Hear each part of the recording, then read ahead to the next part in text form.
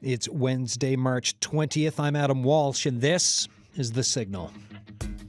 Well, as you just heard, no budget today. A morning of RNC officers on horseback, fish harvesters surrounding Confederation Building, pushing, shoving, tensions high. The Signal is continuing coverage on all of it.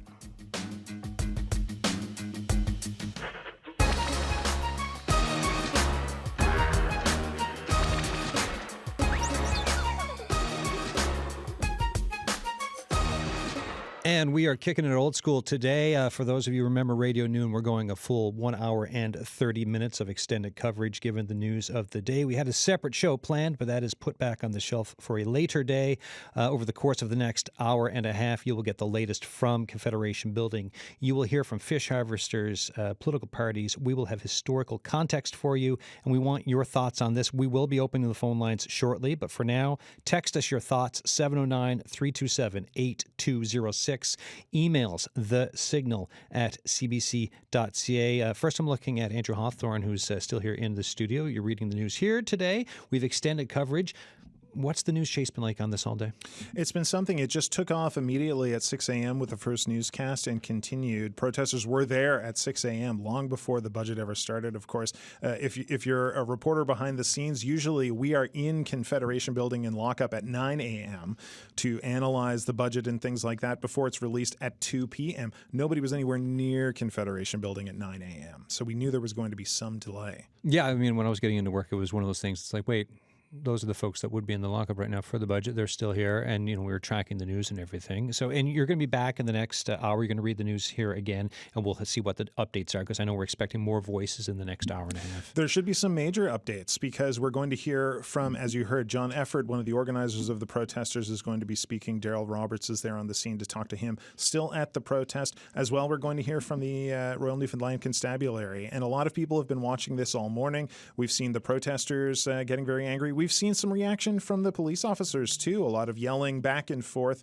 We'll try to clear that up over the next hour. Andrew Hawthorne, thank you so much. Thank you, Adam. And folks, there's video. I mean, cbc.ca/NL. The latest is being pumped into for the landing page for CBC all the time for all of the updates. It is there. It's also continuing through this show this afternoon with On the Go, with the broadcast, with Here and Now. It's a full court press here today. Before we've got Todd O'Brien here, producer of the broadcast. Before we get to Todd, though, I want to just duck back to Dale Roberts, the morning show reporter who is at Confederation Building. Hi, Daryl.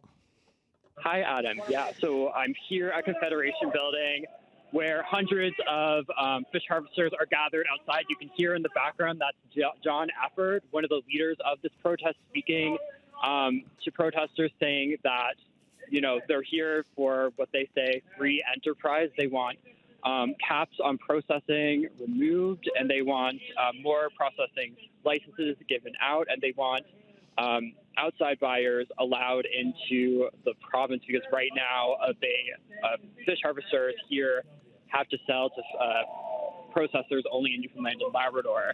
And right now, this is the first time that John Efford has addressed the crowd. They just got a audio system set up. They're here in front of the public gallery, where normally public servants and the public would be coming in and out, because it was budget day, no longer. So we're just standing by and seeing what John Efford is saying right now. As we're listening, as he continues his talk, just give us a couple points, if you can just listen and give us just a minute of just live feed of just kind of narrating what he's telling you. Let's listen in.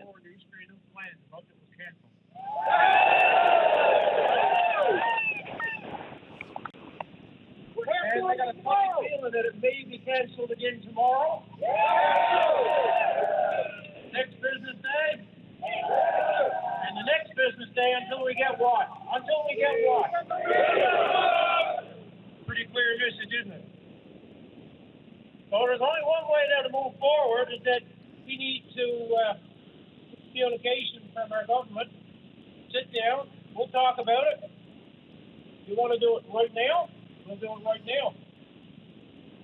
And you'll have your budget tomorrow, and you'll be able to go to work tomorrow. And I apologize for anybody who missed a day's work. Enjoy your holiday. So that was protest leader John Efford speaking to the crowd here in front of Confederation Building. Like you heard, he's talking about how this is the first time that the provincial budget has been canceled. And he said that they plan to keep delaying the budget until they get a meeting with government, until the government gives them what they want. So, he's digging in his heels here. He's saying they're not going anywhere. He said they're going to delay tomorrow if they have to, and the next business day and the next business day until they get the response from the provincial government that they're looking for. Daryl Roberts, thank you so much for being live for this at the start of this show. It's been a long day for you, I know. Thank you for being there. It's much appreciated. Thanks, Adam. Morning Show reporter Daryl Roberts there. This is The Signal. I'm Adam Walsh, and we have special coverage for you.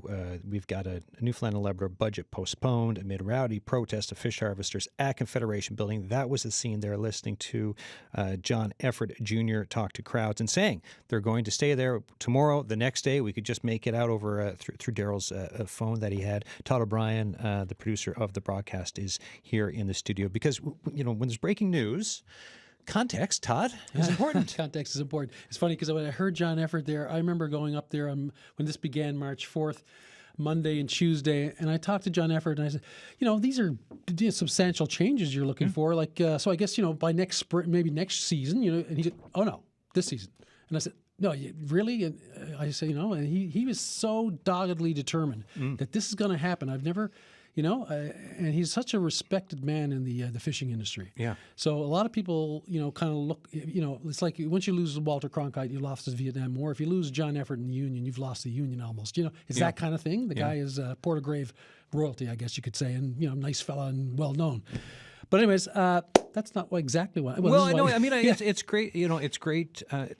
Backstory like that is important, right? So as we kind of piece together, because when it's yourself and Paula, right, on the broadcast, following, like you'll know all the issues, the ins and outs. And I think for a lot of the rest of us, me included, we have a certain understanding of the fishery, but it's not as deep, right? So for context-wise, where are both sides at for coming into this? Like for the functioning of the ask from fish harvesters for blowing up a lot of what's there for what they want for changes? And we've heard some of that. Daryl just mentioned it, but I'll recap, okay? So the fish harvesters essentially are looking for more competition in the processing sector. They want to be able to sell their fish, be it cod, shrimp, or crab, to whatever processor, whoever they want to. They want that right. Over the years, there's been fewer and fewer plants and independent processors, and now much of the processing is done by 5 or 6 companies like Royal Greenland, Quinlan Brothers, OCI, and there's been a concentration of control of the fishing industry overall. Now, the fish harvesters' demands are, and they include, there's 4. Number 1, lift all processing caps on existing processors in the province so that plants like the one in St. Mary's can increase the amount of snow crab from, say, their current license of 2.5 million pounds of crab to, say, maybe 10 million if the plant can handle it. They want a new processing license granted. The Independent Licensing Board had recommended new allocations for some plants like Bay Robert Seafood, but Minister Lovelace has not approved that. They also they want the restrictions we've heard about outside buyers. They want those removed so that buyers can come from the rest of Atlantic Canada and Quebec to buy crab. And they'd like a formal independent review of the province's processing licensing policy. Now, in response to this, the government, Fisheries Minister Elvis Lovelace, has written to the FFAW to say he's committed to raising capacity in the primary processing sector, prior to the start of this fishing season. Now, the caveat is that the increase will be informed, quote unquote, by the total allowable catch that will be announced by the federal fisheries minister. And Monday, Lovelace's department issued an expression of interest for outside buyers for the upcoming crab seasons to allow that. And Lovelace says his department is open to, they're going to reach out to the FFAW to seek their views on any possible review. So this is both sides and where things are at, right? Yeah. But then we were just listening to some cheers and folks saying that, hey, we're not moving from Confederation Building. Like, how do you go from both these sides and then you get to today and this protest and like the tensions being so high? If it sounds like they're kind of hearing each other, but maybe not. Yeah, it almost seemed like this message, because there's negotiations of a formula. The FFAW has been ongoing with the Association of Seafood Producers, coming up with a formula. So that's sort of a separate thing. So this is not so much about, it's not about price at all. It's about the things I had just mentioned about free enterprise, so to speak, about selling your product, feeling free to sell it to anybody. And like I said, it started March 4th, Monday. A group of protesters were there on the steps of the Confederation Building.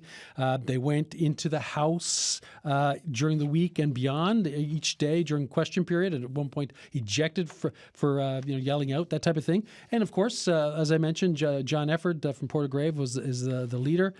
He believes, as I say, this is a fight to the finish, and he's fighting. It's now or never. They say this. We can't be dissuaded. We've got to do it now, or it's going to be the same old going forward. The sitting of the House ended earlier this session, so there was a break last week in protests, but they were back in force, as we heard this morning. Now, they weren't actually even officially sanctioned by the union until last week. John Efford had talks with the FFAW executive and convinced them that this was their fight, and so they did join forces. The union sent in a letter with the demands we just heard, and the Fisheries Minister, Elvis Lovelace, responded. The response was not enough, and may have even inflamed the fish harvesters, looking on it as not being enough, and a delaying tactic to get them back on the water fishing. The Association of Seafood Producers, despite numerous requests for interviews, has remained silent, as has Greg Priddy of the FFAW. And here we are today. Protesters drove in from around the province to be here. What's it like for you watching this? Because you do a show, you and Paula, 5 days a week, right? And you've covered this for years, and this is big. It is such a big thing to watch what we're watching. So for your end, to sit, watch it, cover it, think about it, give people like me advice on it, what's that like? Well, in some way, I am surprised, but I shouldn't be surprised. You kind of like every spring now you see a protest, but this one is a bit different. This one is more intense. Yeah. There's a lot on the line. A lot of these harvesters, while they did well with $7 a pound crab, the next year, it's down to $2.20. And I did talk to one harvester who was telling me, he fished with his crew. And it's essentially a family enterprise, and relatives and sons and all that kind of deal. But he said, I actually paid. I lost money, but to keep my crew together, So there's that going on. There's a lot of money involved, and so. Back in the old days, when I was told, when there was a bit more competition, you could go to producer A and say, I'll sell you my crab, but give me a bonus. And that you used to hear about that all the time. Apparently, that doesn't happen anymore. So that's another thing. They blame that on the control, the corporate concentration. So basically, that's I guess like I said, I was surprised by the tenacity of John Efford and his determination, and so so we're following this to where it goes, I guess. Yeah, no, it is quite something to watch, to hear from all the different sides on this, and then to track it, just to see what the end answers will be, because you're hearing from fish harvesters just at the start of the show. They're saying we're not going anywhere, and there's going to have to be some kind of something happen to on jam the protest and to move it out and get things back to functioning. And like one other main things is to lift the caps on who can, if I've got a plant, maybe I can increase my capacity. But then I haven't got this question answered yet, but what does that actually mean? Like if you're a company who has invested in a plant and, you bring in foreign workers or whatever you got to do to get everything ready because you expect so much quota, then, what happens there legally? Yeah, the plan for this year, right? Because this year, everyone was getting ready for this year and for the harvest. And it's like, well, if all of a sudden that changes, what does that mean for everyone else? Exactly. Right? So right. Exactly. I mean, it's one thing to issue a license and this plant A a new plant can, get the crab, but there's a lot at stake. It's the most valuable fishery we have. So All right, just sit tight for 1 second, and I will say for everyone, this is the Signal special coverage. We've extended coverage today. We had this different show planned, but with the fish harvesters protest at Confederation Building, with the budget being delayed, we are into special coverage around this. So we're asking you, do you have thoughts on this today? The phone lines are open, 709-722-7111, 1-800-563-8255. We're waiting. We're going to go to Peter Cowan shortly. There's just been an issue with the phone line. Another update from one of our reporters here, because when you talk to Peter Cowan, you get more of the political sense of the budget being delayed, what all of that can mean, because we were ready today, right? We were ready to see, what was in the budget. There's some pre-announcements, all of that happening. Yes. And then with Andrew Hawthorne saying we came in this morning, everyone getting ready for the lockup, and here we are. And this, frankly, I kind of knew this was going to happen after talking to the people. They didn't tell me specifically, but I thought, 6 a.m. start, and they're going to be up there en masse. Budget day, I wonder what they're going to do. And I know that yesterday during Premier Fury's, one of his announcements, Megan McCabe, his communications, his chief of staff there, was saying, it's going to go ahead. She was very optimistic that the budget would go ahead, but as we saw, no way. What are you going to be following then for? Because you come in, you do this, right? And we're talking. You're giving some analysis, giving us the backstory of everything that is happening. What are you continuing to track? Because you're helping with On the Go as well today, plus the broadcast. Yeah. So Paula Gale, the host, she's up on the hill right now talking to people. I've been in touch with people up on the hill as well, so I'm going to go up myself and maybe do an interview or two. And I know you're going to be talking to John Efford, and I haven't told him this yet, but I'm going to probably appeal to him to be on our show. We'll see. And we've got calls out to a bunch of people, but we're going to just follow the ball, how it goes today, and react that way. All right, let me just check now. Do we have Peter Cowan on the line yet? No, we're still waiting. It happens with phone lines sometimes, right? Because what you have is he's doing Newsnet hits, waiting for. There's a couple of pressers that we're kind of waiting on news for as well, and it's the back and forth of who's where and what's going on. It's the beauty of a live event, and lots of moving parts for sure. We've had a lot of coverage this morning, man. It's been something else. Yeah, no, one of those news-heavy days, right? Because when you're looking at coverage on things, and it's when you're talking about a news-heavy day, as I just look, we have NDP leader Jim Dinn, who is just moving in right next to you. Todd O'Brien, thank you so much for the context and the backstory and all of it. It is much appreciated. Okay, Mr. Dinn, how are you doing? Not too bad. Thanks for coming in. Can you do that? Yeah, you can put them on. It's up to you. He was talking about headphones for those of you who are not in the room. I didn't get to watch it. I saw, because we get notes on video coming in, right? So I saw a picture. You were talking to fish harvesters at Confederation Building. What's the NDP view on this? Actually, Leela, Jordan, and I were there, and we were trying to make sure that it's about respect for us. All of us come from labor in that way. I was leader of the NLTA, so in many ways, it's about making sure that to show support, I guess, for the workers, the ones who, in this case, who are the ones taking the risk going out in the water, and at least seeking to make sure we totally understand what their issues are. But that's basically what we wanted to go over and show that support. And we did speak to John Efford on it as well. All right. And I know that we're just sit tight for a second there, Mr. Dinn. I know we're calling a CBC reporter right now. I'm just looking in the back there, Amanda Gear, who's working the phones for CBC NL. We're going to be going back to Daryl Roberts, who is our reporter. We're just trying to get him on the phone now as well. But just as we wait for that, as we wait to get Daryl, what would you do to fix things? I did reach out to the Premier this morning. I said, there's got to be some way to de-escalate or defuse this, and that starts with conversation and meaningful dialogue. I think it's clear that, the question I would ask myself is, how did we get to this state where we've got, I guess, hundreds, maybe 1,000 or so crab harvesters, fish harvesters outside the Confederation Building, and the budget day disrupted. And I think in many ways it comes down to the fact of government not taking the concern seriously, because we've heard this year, we've heard it last year and previous years. And here we are, people are, I guess, blocking the entrances, risking confrontation with the police. And you can hear one thing from the fish harvesters is the deep sense of frustration with the process and the fact that they don't feel that they're being listened to. We have Daryl Roberts, CBC reporter, on the line. Let's just go back up to Confederation Building. Daryl Roberts, you're on the line. Hi, Adam. Yeah, I'm here. What's the latest that's happening right now? Yeah, so a little while ago, John Effort spoke to the fish harvesters here at Confederation Building, basically saying that they're not going to stop protesting and coming up until they get what they're looking for, which is, more competition, a removal of caps on processing, and more licenses given out to processing plants as well as outside buyers. Watch your notifications. And John Effort is just saying right now, he's addressing the crowd once again, saying watch for notifications about future protesting times.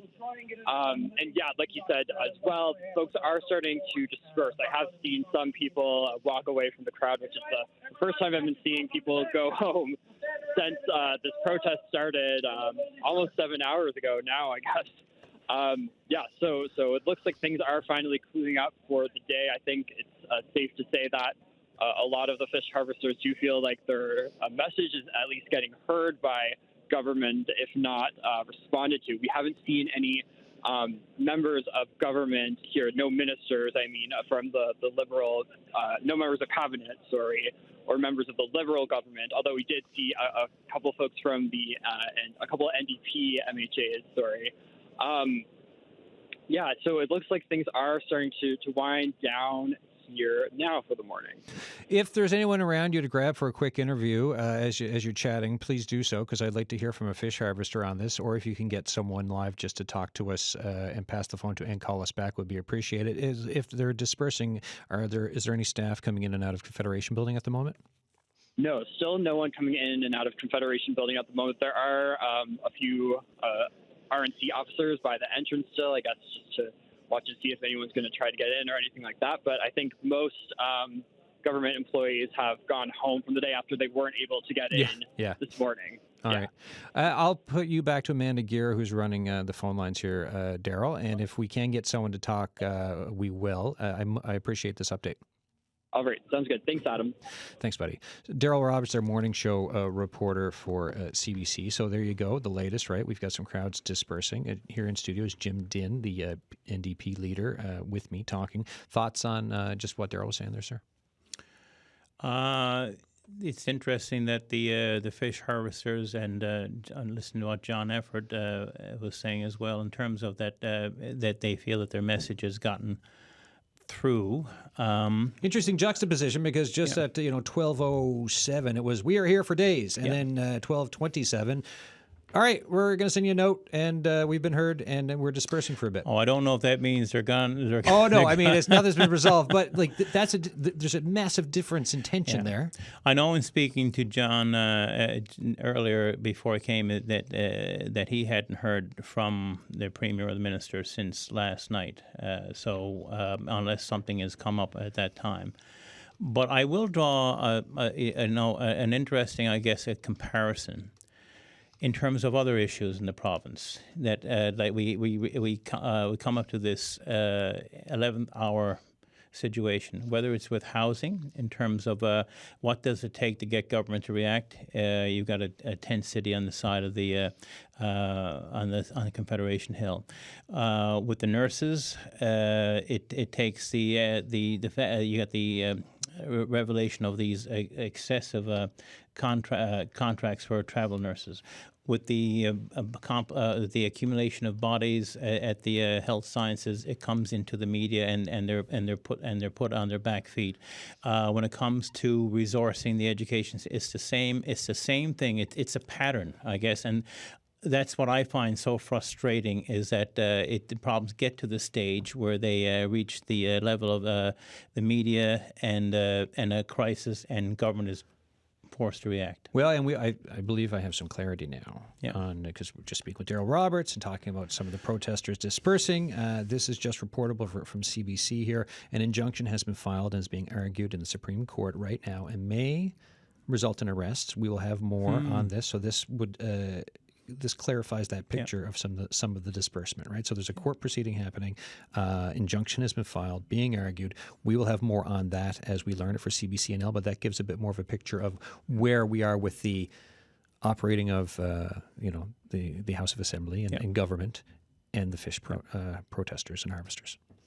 In the end, it's still going to come down to you can have an injunction. Yeah, oh yeah, Sure. Yep. But in the end, you've got to deal with the underlying the underlying issue. And what I'm hearing, at least in the comments, and what I heard from fish harvesters, what they're really looking for, if you want to boil it down, it comes down to a level playing field with the fish processors, who it's been described as a cartel, monopoly. It's basically making it very difficult for fish harvesters to maximize their own return on the fishery. So, in many ways, we heard that in the House earlier. We heard that last year. There was a promise that we wouldn't have a repeat of last year. And guess what? We're heading down that way right now again. And you can hear the frustration. That's the one word I would describe, or the feeling that I got from talking to fish harvesters, is a deep sense of frustration. And that when government says things like, "Well, we hear you," the question they've got to ask is, "All right, do you really?" Let's go, Mr. Din, if you could sit tight again. We've got Jason Sullivan, I believe, on the line, who's with CBC reporter Daryl Roberts. Hi, Jason Sullivan. Hi, this is Daryl. Oh, hi, Daryl. I am with Jason Sullivan here at the protest. He's a fish harvester. He's been here all morning. Hi, Jason. Hey, how's it going? Hi, Jason. Good. Go ahead, Daryl. Sorry.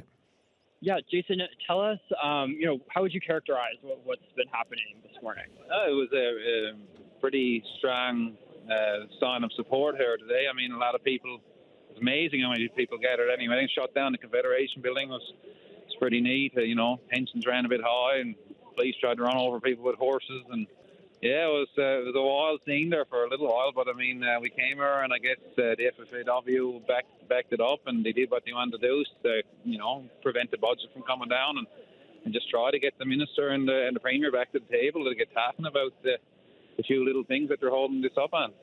Yeah, so let's get into the chaos now in a second. But first, just remind everyone, what are harvesters looking for? What's their main goal here? So the problem, I guess, with the whole industry is that there's only 4 or 5, 6 buyers left. And, like me personally, I can't just leave one plant and go find another buyer. They collude together and, they basically share the raw material amongst themselves. And because of that, there's no competition, and you tend to get lackluster prices and stuff like that. So what John and them have been trying to do is, 3 things. Bring in outside competition, plants from the mainland that can come here and buy fish, just like our plants buy fish from the mainland and truck it in. So they want to do that. They want to lift the caps, the processing caps on some plants that have them here in the province. So some plants are only allowed to produce a certain amount of pounds a year, and others are unlimited. They wanted that lifted, and they wanted anyone who wanted to build a plant in Newfoundland, basically, if you wanted to spend $1 million and go down and set up a plant in Trapassi, well, go fill your boots and be granted a license. We just want to encourage investment in rural Newfoundland. And so this is what the fight has been about the last few weeks. And, last night I think John and the boys sat down with the minister and he tried to hammer out a deal. And the minister agreed to, in my opinion, which is that, the biggest one was to allow outside competition to come in. But the problem of holding all this up now is they're unwilling to drop the caps on our current plants we have here to provide the plant workers in those plants with more work. And they're unwilling to let people invest in rural communities and build plants here and try to get them something back up and running. So it's quite puzzling. The one that, the 2 things that they have held up on, I would have thought would have been the easier ones because they are promoting spending more money in rural Newfoundland and keeping work here, but they're the ones that they're refusing to budge on. So, I know there's a lot of pressure from the 5 or 6 big wigs with ASP because they have a raw material sharing program amongst themselves, and that would undermine that, right? So I guess that's where the pressure has come from, and it certainly seems like the Liberals listen to the big companies rather than the common man. I can tell you that. Daryl, can I? We've got something for you from the news desk here. If you could ask this to Jason Sullivan here. So an injunction has been granted. So it was filed earlier. It was argued at the Supreme Court, and an injunction has been granted by the court. And I'm just wondering if we can get a reaction from Jason Sullivan. Yeah, and what's your reaction to the injunction that's been granted by the Supreme Court just a little while ago? Yeah, I didn't really know nothing about it until the time, but I mean, I don't know what that means. I don't know if that's going to stop 1,000 people from coming here again tomorrow. I really don't know. I guess the FFAW's lawyers will deal with that or whatever the case is. I mean, there's the protest that they've sponsored and they've set up. So, Unifor has a ton of money. So, I know the government's in the hole, but we'll see. I guess if he matches up against one another, see who's going to come out on top. Yeah, so like you said, hundreds and hundreds of people here. This morning, there was public service employees were attempting to get into the public gallery here in front of us earlier this morning, and there was a bit of a clash between the RNC mounted unit and harvesters here. I know some folks were hurt. What did you think about that kind of volatile scene? Yeah, it was needless. I mean, you could tell by the way that people were congregated around the entrances that no one was getting in. There was no need of the RNC running at people with horses, trying to drive them and scare them away. I mean, the people weren't moving. They're fighting for their lives. They're fighting for, the government doesn't realise the severity of this. People can't afford to keep fishing for these prices and expect to have an industry that's going to survive. When the ultimate goal maybe to get it all put on factory freezers, with less people to deal with, and it's just a smoother operation for the government and the merchants. But there was no need of doing that, coming in, trying to run people down and force people away. It wasn't going to happen. They should have known the difference. And like I said, it'll be interesting to see now with this injunction that the government's kind of cowering behind it. What happens tomorrow. I don't know if the prison's got the capacity here for 1,000 people, but I doubt it. That's from what you hear about anyway. They're not drinking toilet water, so we'll see what happens, I guess. And like I said, FFAW will have O'Day Earl, I think it's their lawyers. They send me letters anyway, so I mean they're a pretty big firm, so I'm sure they can handle them. And we heard from John Efford. The plan is to come back tomorrow morning. Why is this the best course of action to block Confederation Building? Well, I mean, this is where the people are working that are supposed to make the decisions that are affecting our livelihoods. And where else do you go, really? I mean, they're in there cowering away most days, and no one's holding them to account. And that's why they're getting away with doing these dirty deals and protecting 5 or 6 extremely wealthy individuals over thousands of people that are just trying to make a living in rural Newfoundland. And what was the season like last year for your business? I mean, we got through it. We didn't make any amount of money. We broke even, or probably a little bit better. We had a little small margin, whereas based on the export data that was released there a while back, I mean, the merchants looked like they made about a $2 a pound profit. So, and in comparison, a harvester might have made anywhere from 0 to 20-cent profit. So, but the difference is, merchants are generally dealing with 20 million pounds, and we're dealing with 100,000 pounds. So, there's a big difference. 20 cents on 20 million is a fine lot, but it's, $2 on 20 million is also, enormous. So, I mean, that's, looking at the export data, that's where it looks kind of like they would have fell based on previous years and stuff. So, anyway, but I mean, who knows? They don't open their books. They might have made $3 a pound, or they might have made $1, but they're not really open on that side of their business. But it's pretty easy to calculate it for a harvester because your expenses are, pretty standard, and you know what you're getting paid. So the thing is, I guess they're sending it across the border. No one ever really knows. You can only go by what they report on their export data. All right, Jason Sullivan, thanks for speaking with me. No problem. Thank you. That was Jason Sullivan, one of the hundreds of fish harvesters who have been here at Confederation Building this morning. Folks are starting to disperse after what's been a pretty tense at times morning here at Confederation Building. Thank you again, Daryl Roberts, for that. Thanks, Adam. You're listening to The Signal. I am Adam Walsh. It is a special show today. We are staying with the fact that, we've got a delayed budget. We've had fish harvesters protesting at Confederation Building all morning. We had RNC officers on horseback.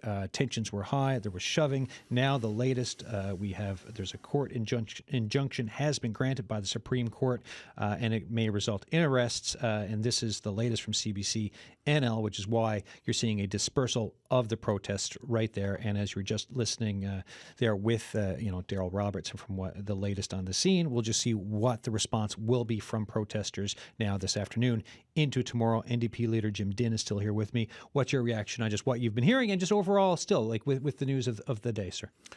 I think Jason's words capture the issues from their perspective quite accurately and succinctly.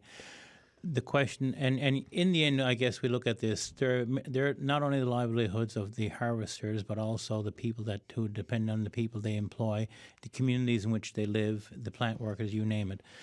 The question for me is, it still comes down to at what would drive a group of people to take this action if they felt they had been listened to, if their concerns had been taken seriously. And to hear government talk about, I guess, closing because of safety concerns, in sort of is, I guess, in some ways, an attempt to shift the issue from what's driving people to this. But I think they've got to address the underlying issue. Great, get the court injunction. And if they think that that's going to end the problem, they've got to rethink that, because it's going to come down to hearing the concerns about the concerns for people's livelihood, about their ability to make a living, and the people who depend on them. That's what it comes down to. But I firmly believe that if government had been doing something other than having token conversations, we wouldn't be in this situation right now. And unfortunately, Adam, I've seen it play out in in education. We see it play out in healthcare. We see it play out in other. So it's about having a meaningful conversation instead of coming up with whether it's a media narrative that makes them look like they're actually taking the problem seriously. I would hope that government members listening that are experiencing what they saw today realize they've got to do better and really address the issues there, and not just simply say we hear you or we're consulting with you.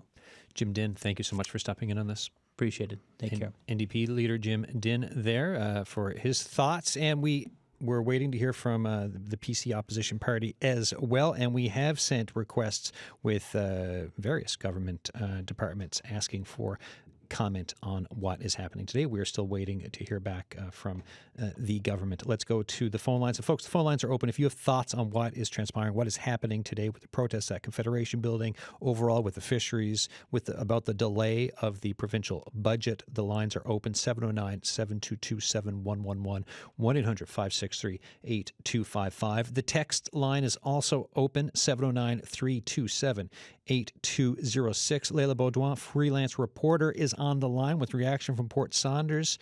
How you doing, Leila? Hi, Adam. Thank you for bringing me into the conversation. I'm doing well. How are you? Good, good. So what are you hearing on your end of things, and what are you reporting? Right. So gathering a visual story, but I'll tell you the sound. It's quite silent in Port Saunders, where I am today. But this is the time of the year where fishers are usually gearing up for the spring fishery. But it's quiet because there's a lot of unknowns in the fishery. We talk about budget day, but I can tell you from what I've seen from reporting in our coastal communities that things have not been adding up for harvesters for quite some time. You just heard from, I think it was Jason Sullivan, talking about that situation, but I can tell you here it's quite the same. I spoke to a 70-year-old fisher today, Benedict Labors, who says he doesn't have enough crab to make a sandwich. So when you do the math for them, it's kind of a make or break opportunity and just a threatening to their livelihood. What's it been like for you following this? Because you've got a reporting career. You're from rural Newfoundland and Labrador. You've done extensive reporting on the fisheries. What's this like for you?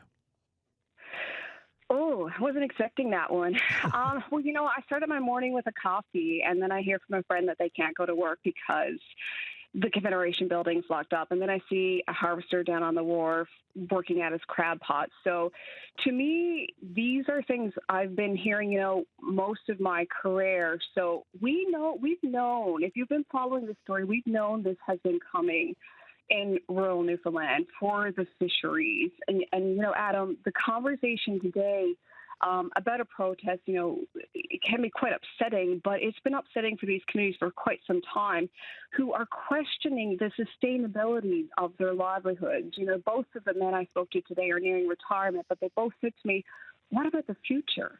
Who's going to get into the fishery when you don't know if you'll have a job the next week? When, an enterprise costs you $1 million and you have to pay a crew of 3 or 4 for the cost of fuel and food, and you don't know if you're going to have fish to catch. So for me, it's kind of been something that any Newfoundlander and Labradorian should have seen coming. If we question the things around just life in rural Newfoundland, and we look at where our food is coming from and the people who catch it, I'll leave you with another thing Benedict said.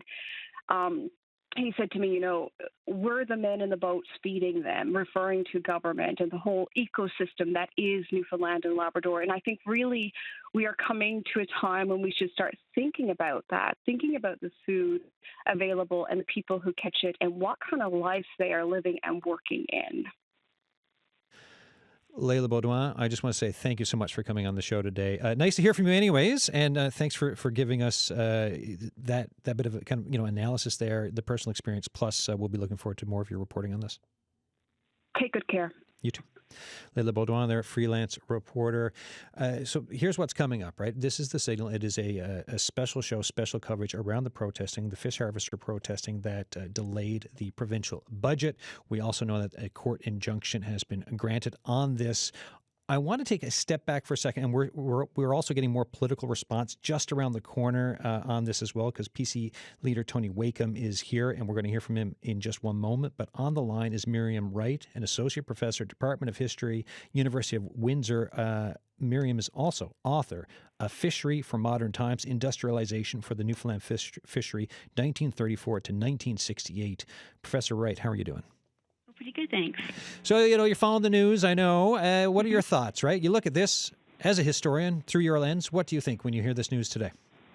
Well, I see lots of echoes of earlier conflicts in the fisheries, earlier sort of frustrations amongst fishing people about their ability to survive, and frustration with the government and with industry about, feeling that they weren't being allowed to do so. And just listening to some of the language, the math not adding up and the cost of fishing going up. And, that was happening back in the 60s. The context was different. The reasons were different. But you certainly see this sort of a similarity in terms of the frustration in the 60s. The issue was actually the rise of offshore fishing and the way that it was having an impact on the ability of fishing people to be able to catch enough fish to survive. And, of course, in that time period, there was no, 200-mile fishing limit. Back then, it was 3 miles from shore.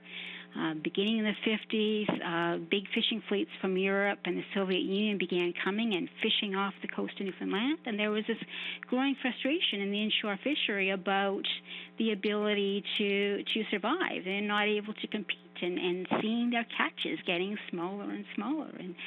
And there was this fear that they were not going to be able to survive, and it was that context that actually led to the rise of the FFAW, the unionization of the fishery. It happens in the late 60s and early 70s, and there's a lot of conflict about the creation of that. But again, it was no accident that it happened at the same time when fishing people were seeing their livelihoods being threatened. The fact that it's still going on, it's about livelihoods, it's about survival, it's about, especially in these times of cost of living. Again, you're a historian, you've tracked this for a long time, you've studied it. The fact that we still have this tension, we still have these types of things happening. What are your thoughts about that? Well, I think it has to do with the fact that, fishery is always and has been integrally tied with government. There's fisheries are both a federal and provincial jurisdiction, and we've got companies which have their own interests. They've always had a lot of control over the fishery throughout Atlantic Canada. It tends to be a consolidation that has happened, more significantly over the past 50, 60 years. And sometimes it's hard for all these individual interests to be addressed, and you see it expressed in different ways, different kinds of solutions. In the late 60s and early 70s, it was unionization was the way to kind of take back that kind of control. Now it's the context is slightly different, and they're wanting to see things opening up, to see the government lessen some of that control to sort of allow buyers to come in from other parts of the province. But you sort of see those, the tensions going on. Whatever way you see it, it's just sort of the nature of the beast in a sense, and government, capital, small fishing people with different interests. There's always going to be a clash, I think. Miriam Wright, thank you so much for making time to come on this program today. Okay, thank you very much. Cheers. Miriam Wright there, Associate Professor, Department of History, University of Windsor, author of Fishery for Modern Times, Industrialization of the Newfoundland Fishery. PC leader Tony Wakeham is here in the studio. Thank you for joining us, sir. Good to be here. Thoughts on just what Miriam was saying there before we get into it? Just anything kind of come to mind?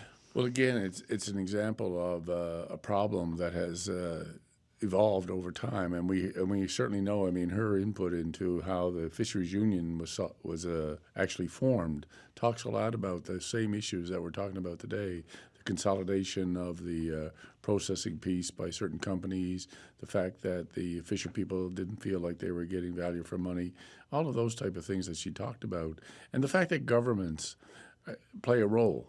And they still play a role. And I think today what we're seeing is the fact that our government didn't play their role. I mean, I can get into that because, last year we were here talking with fishers on the steps of Confederation Building. Season was delayed for 6 weeks. Premier stepped in and we came up with a solution. We were told that this wouldn't happen again, that this was going to be solved over the next 12 months. The Premier and his Minister of Fisheries took the time this summer to go around and meet with harvesters and listen to what their concerns were and to talk to them about what they would like to see done. Now, when you do that, there's an expectation that you're going to follow through, but the government didn't follow through, and that's why we now see so many people standing on the steps of Confederation Building when I would tell you they would sooner be standing in their boats. Other than listening, right, and hearing, right, because you're saying the government didn't do that. They went around, they didn't follow through. So there's a difference between, listening and actually hearing someone, right? So that's the point you're making there. Other than doing that, what would you do differently to change this right now for what they're calling for? For right now, what needs to happen, listen, if you're not at a table, if you're not talking, then there's nothing going to happen. And right now, the Premier of the province, to solve this, needs to step up. He's the leader. He's a leader of the government. He needs to be the one that's hands-on. He needs to reach out to the leaders. He needs to reach out to the processors. He needs to reach out to everyone involved in this fishery and say, I want you to come to my table. I want you to come and sit down with me, and we're going to stay, and we're going to talk this out until we find some solution long-term. What they've offered, apparently, is a one-year solution and one species solution. So I'm not sure that addresses the issues that the fishers have talked about. And I believe it's not just about the people who are on the steps of Confederation Building. It's about the 16,000 people that work in this industry, the plant workers, the crews, the businesses, the communities. So all of this is why I say this is so important. The Premier just can't sit back. You have to make the first move. He can help fix this or start this So process. Would you allow selling of product outside of Newfoundland and Labrador? Is that something your party would say yes to? Well, what we've talked about and what they've asked for is outside buyers. Yeah. So you got to think about that for a second. Why? Why do they need outside buyers? Because the fact of the matter is, if we don't have a competitive fishery in our own province, then they're saying we're not getting our value that we need to be getting. They're also talking about needing extra processing capacity. That's one of the reasons we're asking for outside buyers. Because at the end of the day, if you've got to dump your fish in the water instead of being able to have it processed, there's a problem. So do we need more processing capacity? That's one of the solutions they've talked about. So it's complex. Right. So what we need to be doing, though, is simply saying, how do we maximize out the processing of our fishing industry, and not just one species? Because if you think about it, we're running in cycles here in terms of the species that we catch. Crab runs until a certain season. Then fishers want to go out and they want to catch capelin, or they want to do herring, or they want to do cod. And how do we ensure that when a fisher person goes out in the water, that when they come in, that there will be a market and they'll be able to get their product processed? And that's how all this stems from, all of that. Mr. Wakeham, I want to say thank you so much for coming in on this. We've got John Efford on the line. Feel free to stay and listen for reaction if you would like. Sure. I appreciate this. Let's go to the phone lines. Voice of the protest, Mr. John Efford is on the line. Mr. Efford, thank you for coming on the program.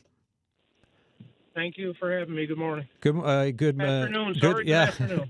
Long day for everyone, sir. Question for you. There's an injunction. What are your thoughts on that? I'm a little bit taken aback that there's an injunction against the protest. I thought that was everyone's right to have a peaceful protest.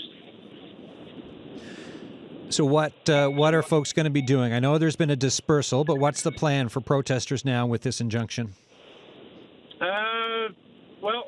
All I can say to that, we'll have a look, or you'll see tomorrow morning. All right, we'll wait and see. I want to read you a text that just came in a little while ago. Here's what it says. This is from a listener of my show. It says, I have never seen such base ugliness in humanity as what the fish harvesters are showing today. I just watched that young government employee get pushed around and harassed. There is no discussion or bargaining to be had here. Shut down talks with these violent rioters, and the text goes on. And they are referring, of course, with the scene that is on our webpage, or cbc.ca/NL, and it is some people in the face of the Premier's Communications Director, Megan McCabe. I'm wondering if you have a response to that text and some of this behavior. No, I'm not going to say that I have a response, but I'm not aware of the situation. And it seems like a lot of times when you're involved with a peaceful protest like this, somebody has the nerve to incite certain people to make them look bad. Look, we've been at this now for 3 weeks.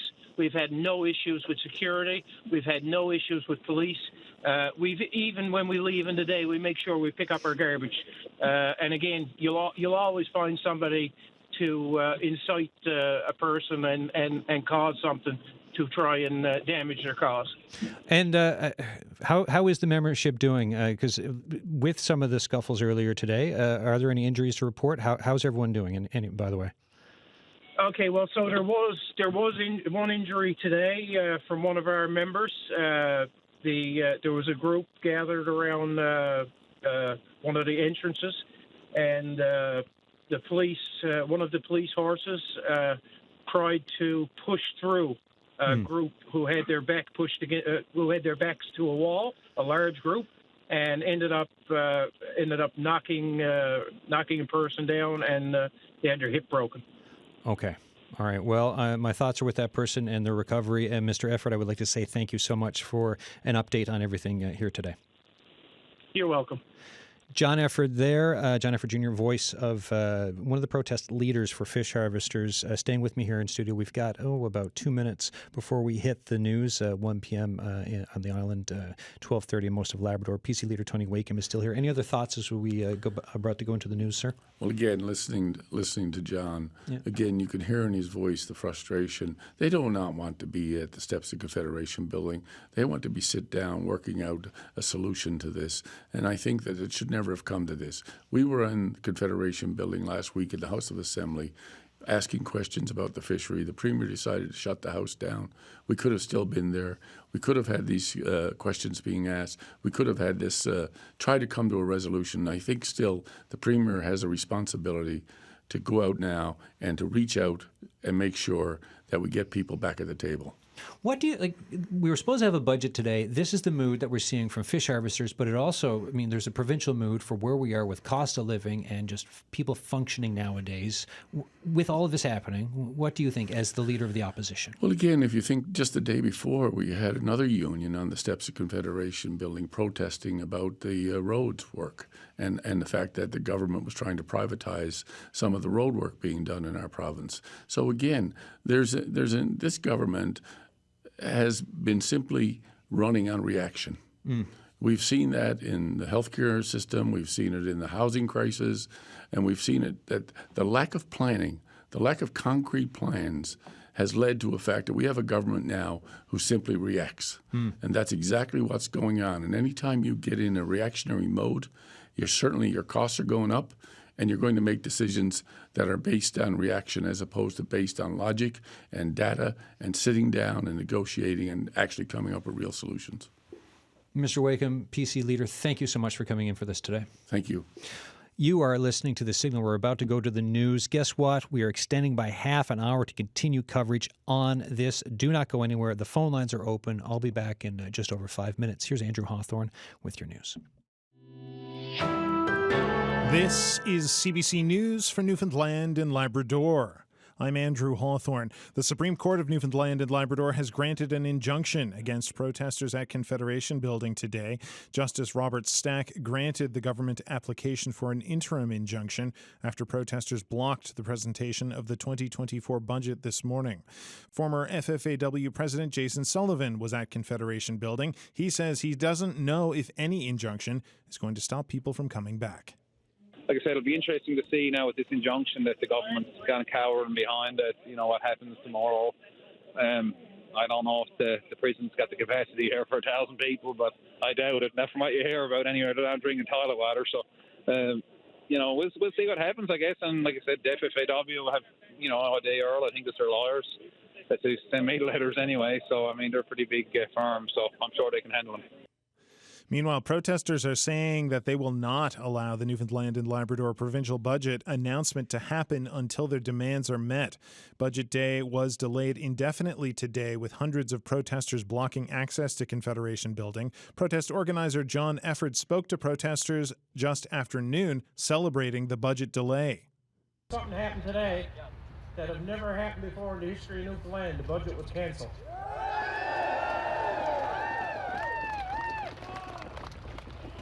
And I got a funny feeling that it may be canceled again tomorrow.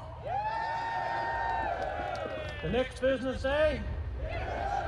And the next business day until we get what? Until we get what? Pretty clear message, isn't it?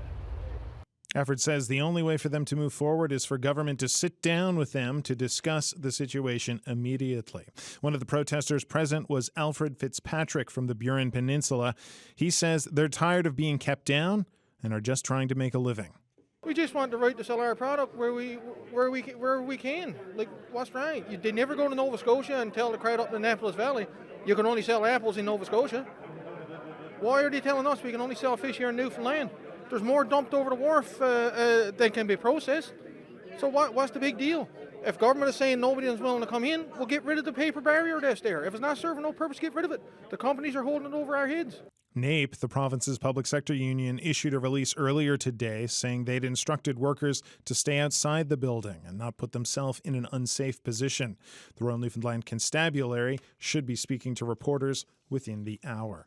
Meanwhile, the Premier says the province is still working with harvesters to examine the way the fishery operates. Government announced yesterday that it would issue an expression of interest for outside buyers for this year's snow crab fishery.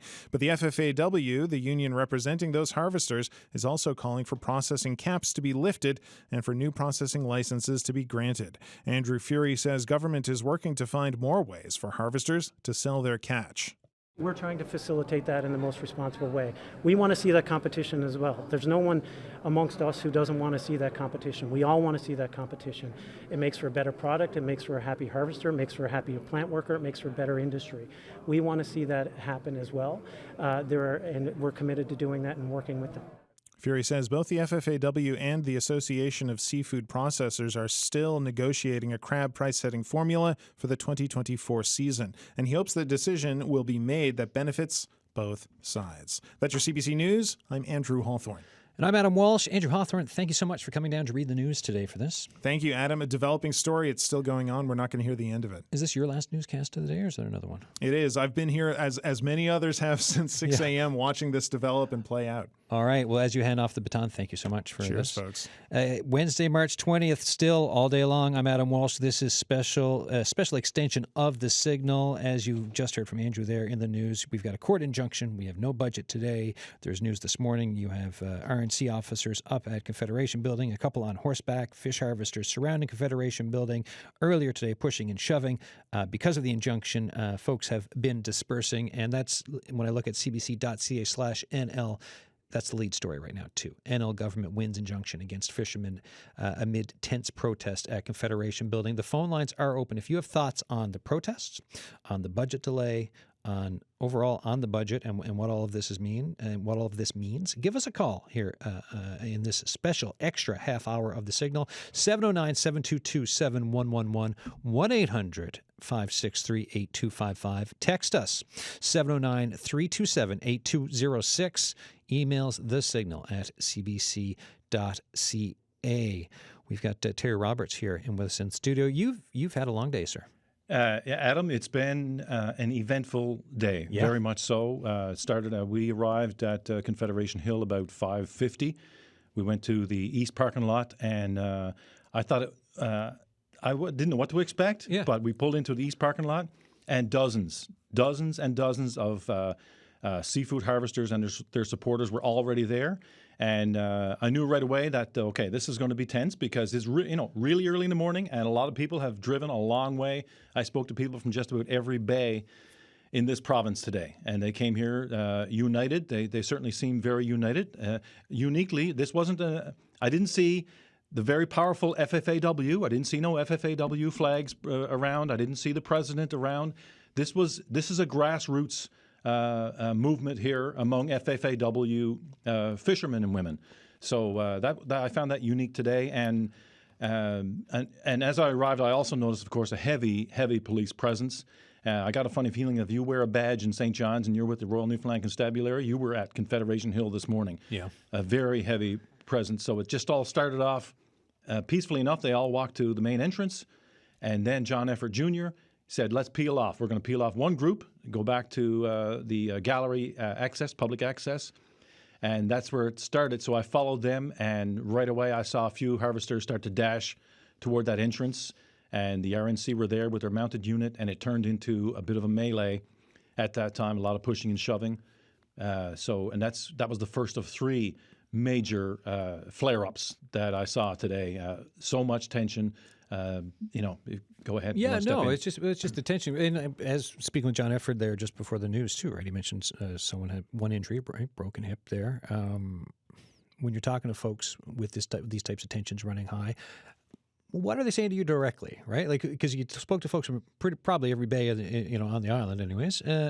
What's the message that each one of them is telling you? Like, is it personal bits? Is it because tensions are running high? Some of the stuff you'll get from that type of a feeling, or what is it? It's very personal. Yeah. And let's they don't like it when we talk about the price right now. I said in one of my reports today, look, after talking about the three major issues here, I mentioned. Yeah. We still haven't got to settle on a price, and that's ongoing. It's not going to be $7 a pound like it was a few years ago. Those days are over. I think that was pandemic inflated prices. Well, I remember you doing that reporting, right? Because when you were doing reporting back then on the land price, and it was such a positive story for fish harvesters because of the influx of what it meant for cash really to families in especially rural parts of the province, being able to from houses to trucks and everything else, and yet. Last year, we had that coverage, and now this year again, we've got what is happening. And you can obviously understand why folks would have there's a lot of emotion when it comes to your livelihood and the money you're making, right? There's so much on the line right now because, a lot of enterprise owners, when they've invested in recent years, some of them have bought up new licenses. They've taken on debt. It's much more expensive to fish now, everything from fuel to groceries. Inflation is taking a big toll, and that crab is not fetching the price. Historically speaking, Adam, if you go back, over 20 years, $2.50, $3, that's pretty well. That's been pretty standard. Mm-hmm. With little blips along the way, $4, $5, and boom, pandemic, $7. So there's still no negotiated price right now. And we still don't know what the total allowable catch is going to be this year, but I suspect it might be pretty standard, 55,000 tons like we had last year. But I don't see the price going to $3 to $4, and that's going to be a tough pill for harvesters to swallow, to try and make their enterprises work at that price. So that's why they say we need more competition. They want more plants processing that crab, give them more opportunity. They want maritimers, companies, to come in here and say, yeah, we can buy your crab. And also, they want those caps lifted because there are some plants that they can only do 1 million pounds or 2.5 million pounds. So they want those caps lifted so they can have a free enterprise. That's the key phrase here, the buzzword, the free enterprise. And it seems like the provincial government, as we've heard from the Premier just now, they're ready to explore every opportunity. Expressions of interest have been issued, commitments to do a review. Everybody, the government seems to be willing to make some big changes here, but that's still, it's not enough yet to quell what was a very tense morning for sure. Yeah. Sit tight for 1 second because we've got Daryl Roberts on the line again, morning show reporter with CBC. Hi, Daryl. Hi, Adam. Yeah, so I'm here outside Confederation Building, the public gallery access, where a lot of those tense moments that Terry was just talking about happened this morning. And the scene is looking very different right now. There's actually only about 5 fish harvesters still outside chatting. And, of course, about a dozen police officers still here.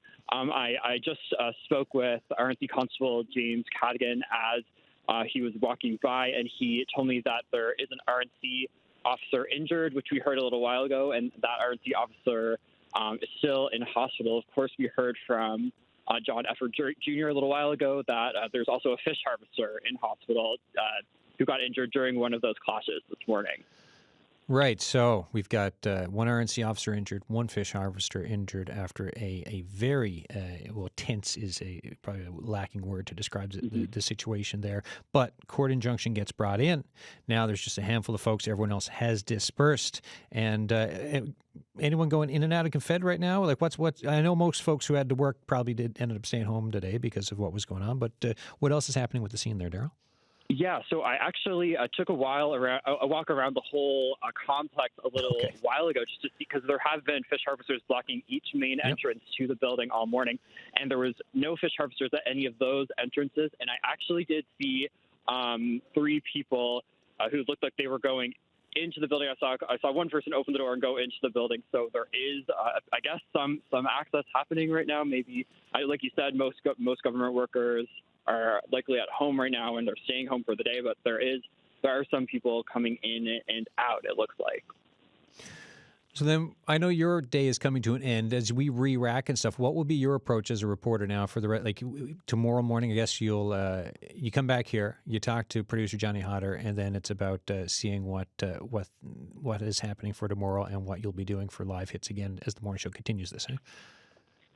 Exactly. Yeah. So, we've heard from John Efford Jr. and others who say that until the things they're asking for have been met and they're given what they wanted, they plan to keep coming back here every day and delaying the budget as long as they need to. Now, like you said, there is the court injunction. So could that change the way that the planning for these protests on the government's, the Confederation Building security side and the RNC side, could that change their planning for how they approach this morning? Because, the protesters were allowed to come into one of the parking lots and get set up, and they weren't stopped from coming to the building entrances or anything like that. So could that change tomorrow morning? We obviously don't know that yet. But for my side, I'll be here to see, what happens, whether it's similar to what happened today, or if everything changes tomorrow. We'll have to see. That remains to be seen. Daryl Roberts, thank you so much. Thanks, Adam. All right, and I had a note wondering, because we keep mentioning this injunction, right, Terry, for what's happening with the protests. So I'm going to read some of this for folks, just so we can understand, right? So here it says, this matter having come before the Honorable Justice Robert P. Stack of the Supreme Court of Newfoundland and Labrador for hearing on March 20th, 2024. It is ordered that an interim order, and it says some rule stuff, to restrain the respondents and any other person acting under its instruction and anyone having notice of such order be strictly enjoined and restrained until the final disposition of this action or further order of this court from A, with respect to any person or persons seeking lawful entrance to or exit from the Confederation Building, whether such person or persons is or are on foot or in a vehicle of any type, stopping, obstructing, or in any other manner interfering with such a person or persons at any time and for any length of of time, including by the presence, temporary or otherwise, of one or more persons and on and or the placement, temporary or otherwise, of one or more persons on and or the placement, temporary or otherwise, of one or more objects on any portion of any highway, roadway, driveway, parking lot, or laneway which is intended or ordinarily used for pedestrian or vehicular access to any portion of the Confederation Building. And it goes on from there. But that just gives you a flavor of the legalese when it comes to a court injunction and some of the orders. So when this came in, we got news of this, folks started to disperse because they were around Confederation Building all morning. Yeah, I don't think they dispersed because of the court injunction. They dispersed because their bellies were empty, and their bladders were full because they were there a long time. So that news was just coming out. But now with this injunction, there's a risk now. If people do tomorrow what they were doing today, there's a risk that you could get a criminal, be charged with a criminal offense. A criminal record. So that's something very important to consider for those who are saying that they're going to come back again tomorrow, because you're, having a criminal record is not a great thing as well. So, but Adam, if you want to something that stands out for me today, go for it. There's a few things. Those flare-ups certainly stood out for me. But Megan McCabe, who we worked with, who's the director of communications, Former colleague, with the Premier's office, she tried to get in there this morning, and that ignited a disturbing scene, in my opinion. Nose to nose, there was a man towering over her, screaming at her. It was intense. It was a little bit scary. Megan is a Type A personality, so she held her own, but she backed off. Scenes like that, thankfully, didn't escalate beyond, but it was quite intense. And Richard Martin, he's a fisherman from Shoe Cove. He's the man we talked about who was injured. I talked to him briefly this morning. He was shaken. He was literally shaking because I think he was in a little bit of shock. Yeah. Because I didn't see the incident that led to him being injured, but I did approach him after. He was fellow protesters and RNC officers were giving him care. So he was shaking with early signs of shock that I could see. And if his hip is broken, that's a serious injury. So hopefully, speedy recovery for him. Yeah, no, it's especially like you said, if you've got a broken hip, that is a massive physical setback for someone. So thoughts are for anyone who's injured today. And this is some of the risk when you have lots of people together.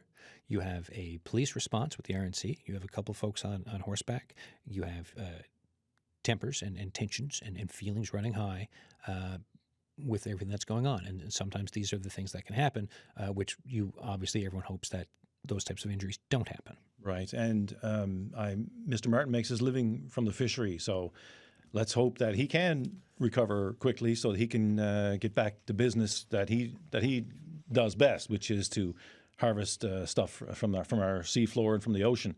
So let's wish him well.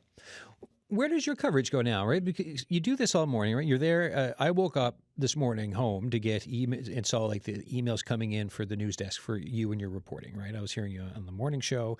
I saw Newsnet hits. What are you doing now for coverage around this from after this right now? Yeah. So what my focus now is I want to prepare and encapsulate for here and now tonight what we witnessed today. We have some powerful video that many people may have already seen.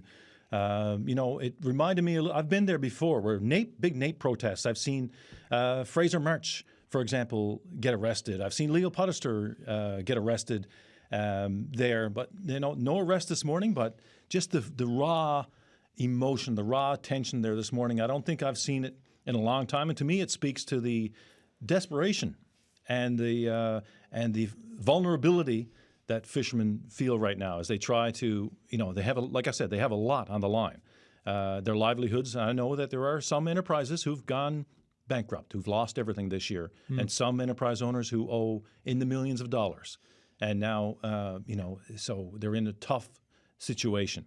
So that kind of stuff leads to desperation, and it leads to circumstances like we saw today. And if you want to join this conversation, we're still on the air for, just until till 1:30 or 1 o'clock in most of Labrador.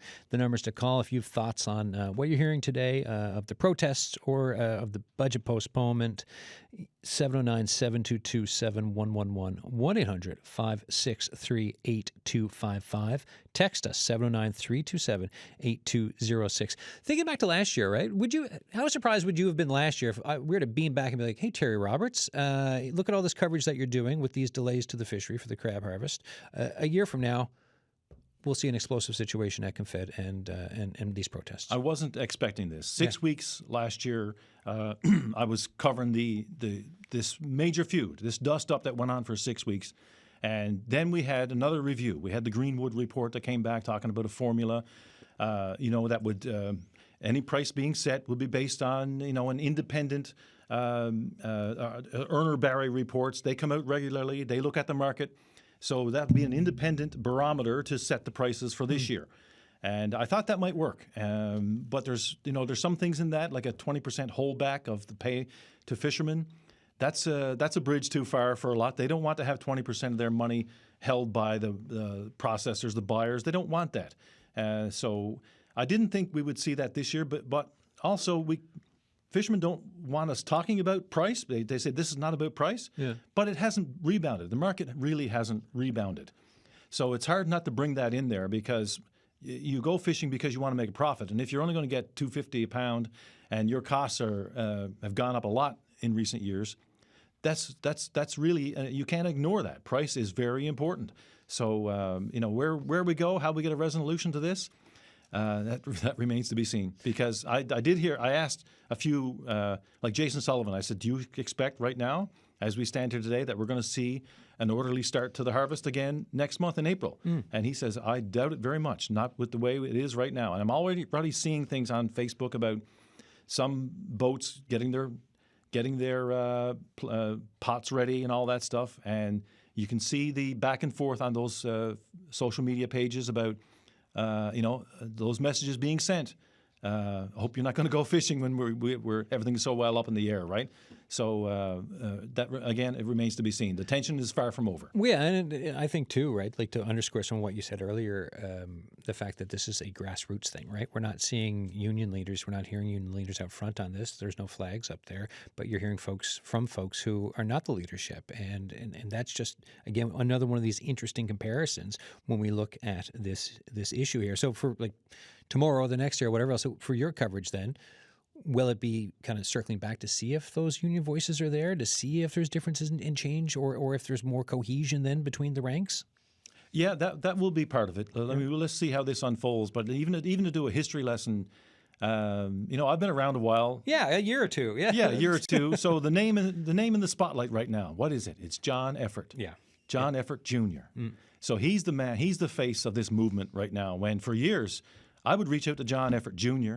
and I don't do interviews. He would not do an interview with me, wouldn't talk, because he keeping a low profile. But this has driven him to the forefront now. Like his father, who was one of the most prominent politicians in this province in the 1990s and 2000s.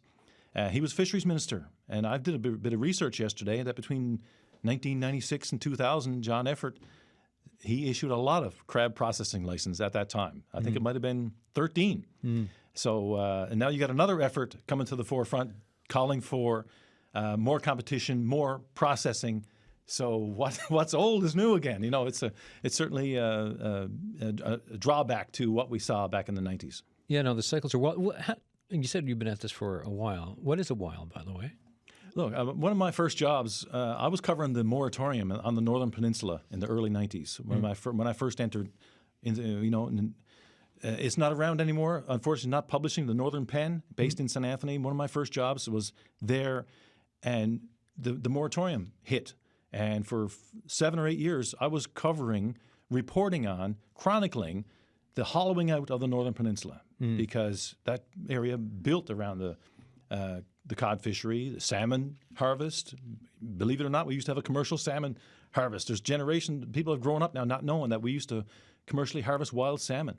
And then there was shrimp, and so it's I've seen the different faces of the fishery and how it's really impacted coastal and rural Newfoundland. And I don't know if there's another area hit as hard as the Great Northern Peninsula. So then the through line, right? You look back to the moratorium. You look at the coverage of what happened there, hollowing out of the Northern Peninsula, when you were covering it then. You talked about the name effort as it's now back again in the news. What do you see as, if we're going to compare and contrast for a second, of the post-moratorium fishery or just around there, and where things are right now with the health of things for fishers, for their families, for fish plant workers? Yeah, that's the balancing act that everyone is trying to do here. The government, the provincial government, this is a highly regulated fishery. As we've said, the government wants to protect all those fish processing jobs. There are thousands of them. They want to protect the interests of the harvesters. So, that's the balance that government is trying to walk here, because they don't want, if you pull back any restrictions, pull back the reins and let it all happen. What happens next? Do we have a factory freezer trawler pull in here from Asia and our boats start pulling up to the side of those and start? What happens to coastal communities then, right? So it's a difficult situation that everybody's in: the union, politicians, and of course our frontline seafood harvesters and plant workers. Terry Roberts, thanks so much for popping in. Terry Roberts there, the latest, right, from everything he's been covering. Todd O'Brien's back in town. It's been about an hour. How you doing? Yeah, not bad. So where are things at for your chase? Because after this today, right, Yeah. we extended this signal. Then we knocked our repeat off the air. Knocked your repeat off. It was a great show, too. Knocked your repeat off the air. We've got On the Go later this afternoon. We've got your show. Everyone's getting ready for here now. CBC.ca/now is pumping out from videos to reaction, everything else. So where do things stand with what you're planning? Well, as it turns out, Paula Gale happened to be up. She went up at the right time. It was when John Effort was making his speech. She got next to the speaker, recorded that. She spoke with same as Jason Sullivan. She ran into Jason. She spoke with him. Some of the Spingle's FFAW Secretary Treasurer's speech. So she's talked to a bunch of people up on the Hill during that whole thing, and then it's kind of ended. So we're going to make a show out of that. John Effort as well. So we're good. We're tick tick tick. We got all that. So yeah, and we're going to hear from. I guess there's going to be a news conference from the Premier and Fisheries Minister shortly.